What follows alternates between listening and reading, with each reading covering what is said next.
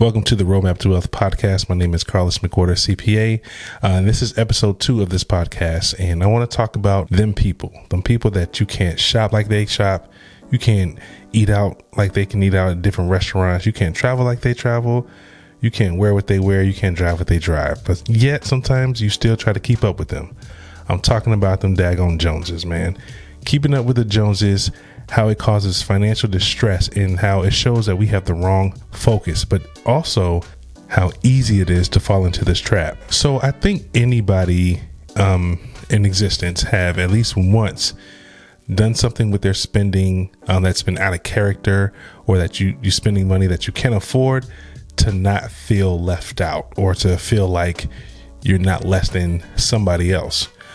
For instance, if you're going on a trip with some friends and maybe you can't afford to stay in a hotel that everybody is staying in, but you go ahead and stay in there anyway because you don't want to be at the Motel 6 while everyone else is at the Hilton or at the Westin, just to feel like you fit in, or just so you're not exposed as someone or the only one that can afford that trip or that expense. These are simple things that we do that are keeping up with the Joneses, even though they're not maybe significant things.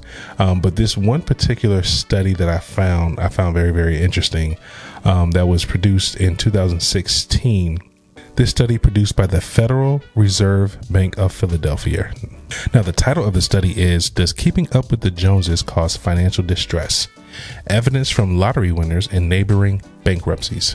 So pretty much they looked at these lottery winners in this particular province in Canada, and they noticed that neighbors of these lottery winners were filing for bankruptcy. You hear a lot of stories about how lottery winners end up going broke, but you don't really hear about the neighbors of the lottery winners increasing their spending and ending up going bankrupt, or just being in a bad situation because they overextended themselves because they want to look like the neighbor that won the lottery. I just found it interesting because, again, I never heard of this scenario.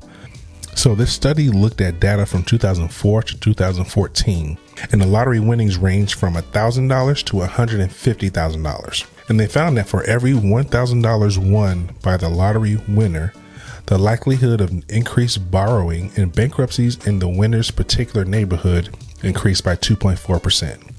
For every $1,000 that somebody won, it was a 2.4% chance that someone around them increased their borrowing and ended up bankrupt. Now, the first thing I did, this is something I try not to do when I read about these studies. Sometimes we automatically separate ourselves from the people who are in the scenario or the study, as if their human experience is different from ours. And the thing is, we can fall into these traps just like they can.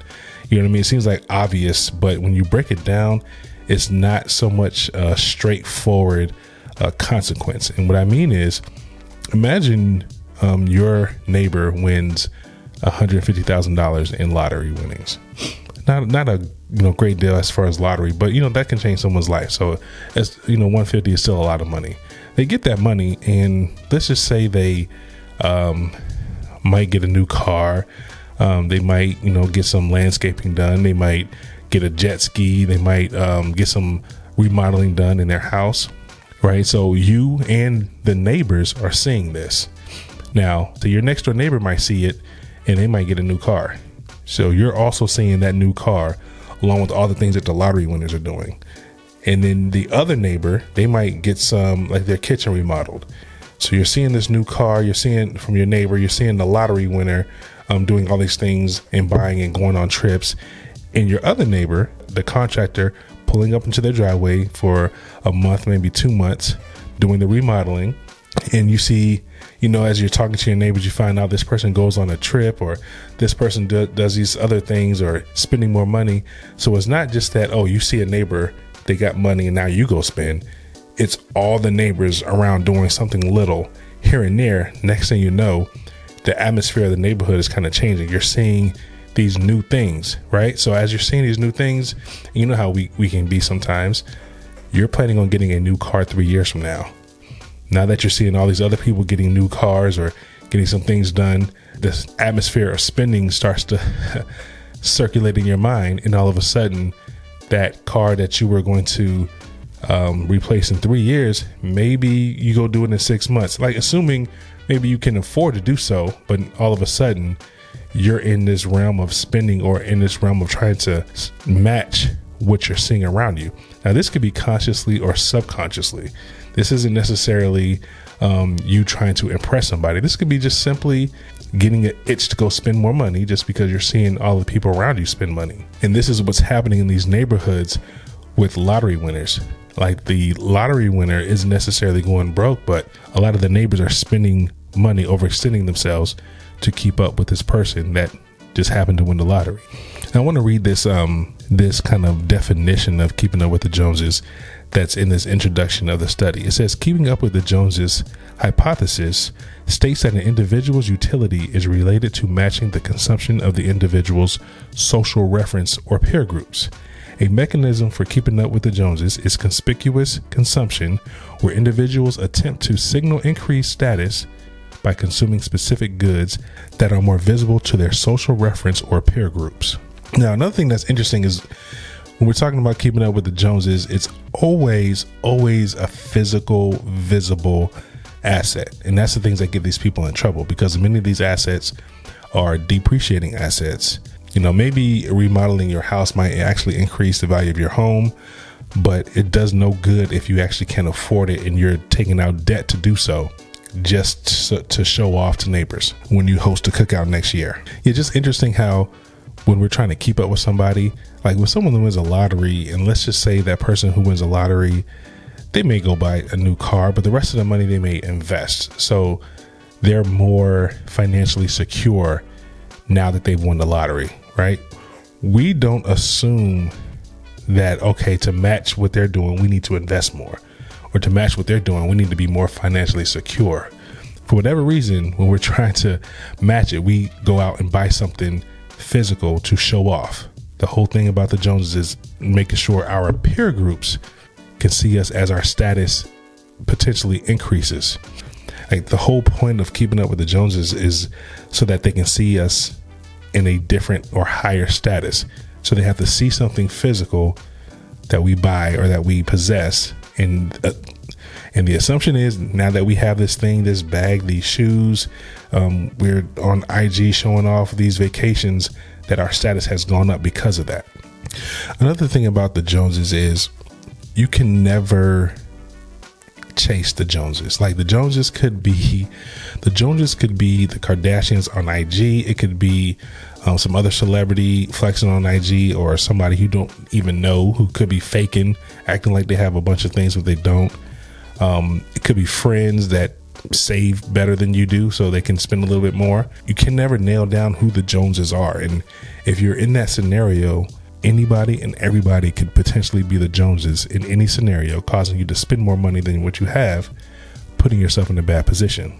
It's all about setting your financial future and just having a plan in place, being content, not so much with where you are, because let's be honest, contentment is powerful and it can keep you from making a lot of bad decisions. But a lot of us are not in the position where we actually can be content, because we just aren't in a position where we have everything we need or have everything we want, or we can retire right now and walk away and just be fine.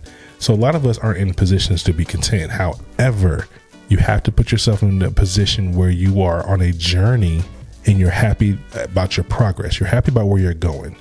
You're happy with your plan and you executing that plan.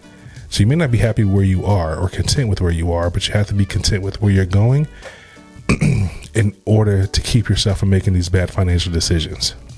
Now, one of the main things that I found that can help avoid this scenario, trying to keep up with the Joneses, is removing the emotional attachment we have with money.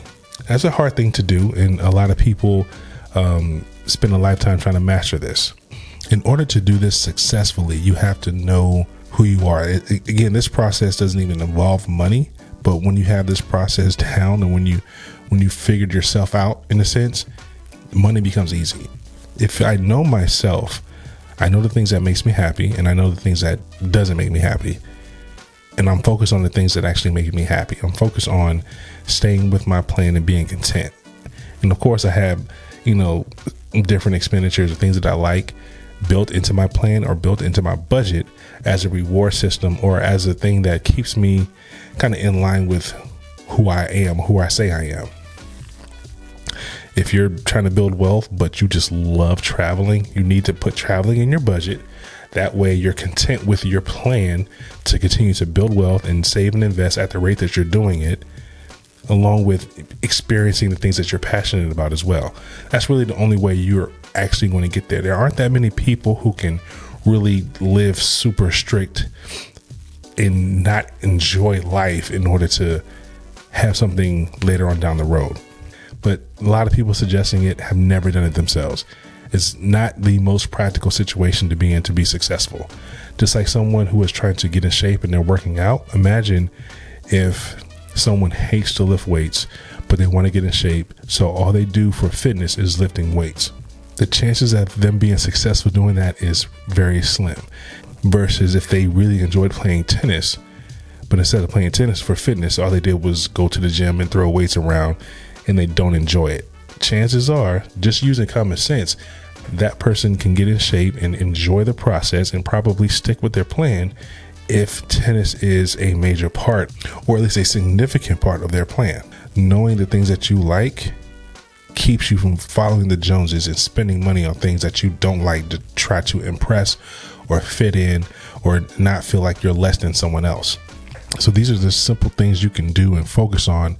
That way you can, again, have that plan, have confidence in that plan, be content that you're making progress in that plan to get to your goals, and remove the human tendencies out of financial decision making.